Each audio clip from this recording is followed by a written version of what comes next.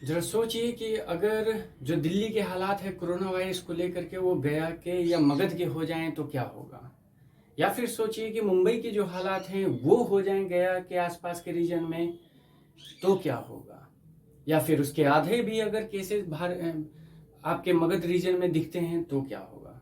नमस्कार, मैं हूं अनुज कुमार आपके सामने, और आज मैं बात करूंगा मगध, गया और गया से रिलेटेड जो स्वास्थ्य सुविधाएं हैं सरकारी, उन पर मैं चर्चा करूंगा। जी हाँ, गया मगध का हेडक्वार्टर है, और आज ये नया हेडक्वार्टर या नया डिस्ट्रिक्ट नहीं है, ये काफ़ी पुराना है। 1865 से ये डिस्ट्रिक्ट के रूप में संचालित चल रहा है। अगर बात की जाए इसकी जनसंख्या की, सिर्फ गया की जनसंख्या की, तो 43 लाख के आसपास है। और हॉस्पिटल सरकारी बड़े सरकारी हॉस्पिटल के नाम पे सिर्फ एक है, ध्यान दीजिएगा, सिर्फ एक। अगर बात करें कि क्या गया से कमाई नहीं होती है सरकार को, जो इसे अब तक अनदेखा कर रखा गया है हॉस्पिटल के नाम पे, स्वास्थ्य सुविधाओं के नाम पे, तो नहीं। हमारे पास बोध गया विष्णुपद से लेकर के पितृपक्ष मेला तक है, जो काफी कमाई करके सरकार को देती है। और वहीं दूसरी तरफ अगर गृह उद्योग के बारे में बात की जाए तो हमारे यहाँ अगरबत्ती का कारोबार बहुत अच्छा है। जी हाँ, बहुत सारे लोग इसमें लगे हुए हैं, गरीब तबके के, और उनमें से कई सारे लोग बीमारी के शिकार भी होते हैं। लेकिन हमारे पास क्या है, तो सिर्फ एक हॉस्पिटल है जहां पर व्यवस्थाएं थोड़ी अच्छी है, लेकिन उतनी भी अच्छी नहीं है जिसके बारे में हम खुल करके समर्थन दे सकते हैं। हमारे यहाँ तिलकुट, लाइम, मेटल वर्क या टेक्सटाइल, पटवाटोली मानपुर में, नाम याद होगा आपको, अवगत भी जरूर होंगे पटवाटोली से। यानी कुल मिलाकर के हमारी कमाई सही है, हमसे सरकार करीब करीब अच्छी कमाई करती है। और वही नहीं, पूरे बिहार में गया से इकोनॉमी के नाम पे सेकंड दर्जा मिला हुआ है बिहार ये गया को।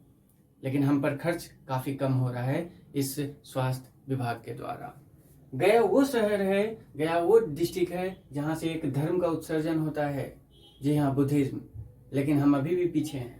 बोध गया यही है, विष्णुपद यही है, लेकिन फिर भी हमें स्वास्थ्य सुविधाओं के नाम पर सिर्फ एक हॉस्पिटल मिलता है। ऐसा क्यों? सोचने वाली बात है। हमारा ऐतिहासिक पृष्ठभूमि में बढ़िया है। हमारे आसपास के रीजन से, मगध के रीजन से अरुण नारायण सिन्हा जी हैं, जो पहले डिप्टी चीफ मिनिस्टर थे। इन्हीं के नाम पे जो एकमात्र हॉस्पिटल है वो चल रहा है, और आज से नहीं चल रहा है, 69 से चल रहा है। हमारे यहाँ से ही सत्येंद्र नारायण सिन्हा जी बन करके चीफ मिनिस्टर बने थे। हाँ, ये अलग बात है कि वो सिर्फ 1 साल के लिए थे, लेकिन थे तो सही। बात आगे बढ़ाएं तो अगर हम आजादी की बात करें तो उस समय भी कांग्रेस के बीच में 1922 में हमारे यहाँ एक सम्मेलन हुआ था, गांधी जी से लेकर राजेंद्र प्रसाद तक, और कई सारे बड़े नाम यहाँ पे पहुंचे थे, जवाहरलाल नेहरू तक। लेकिन हम अभी भी अनछुए रह गए हैं स्वास्थ्य सुविधाओं में।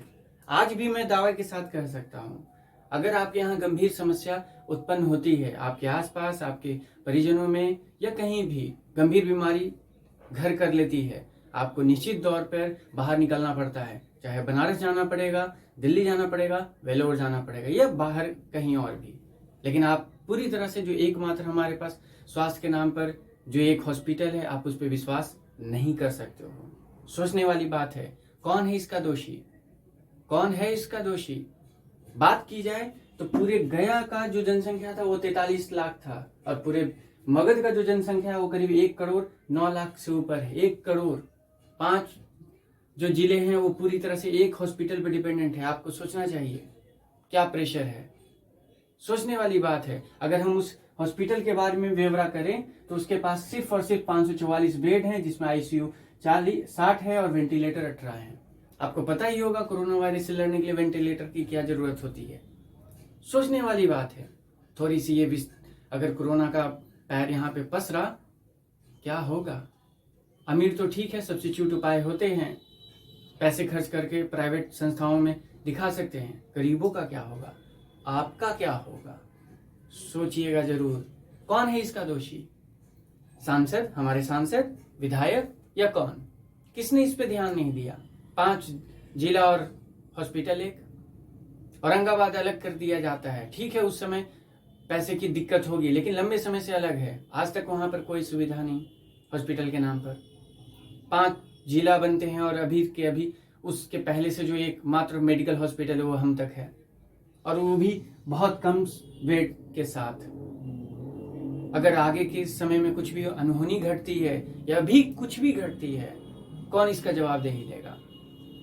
ऐसी स्थिति है इस हॉस्पिटल की कि ट्रॉमा नाम का कोई चीज नहीं है। कोई बर्न केस है, आपको बाहर ही जाना होगा। सीवर एक्सीडेंट केस है, आपको बाहर जाना होगा। आपने महसूस भी किया होगा, आप इस पे विश्वास नहीं कर पाओगे। सोचने की जरूरत है। अगर समझ में आए तो सोचिएगा जरूर। धन्यवाद।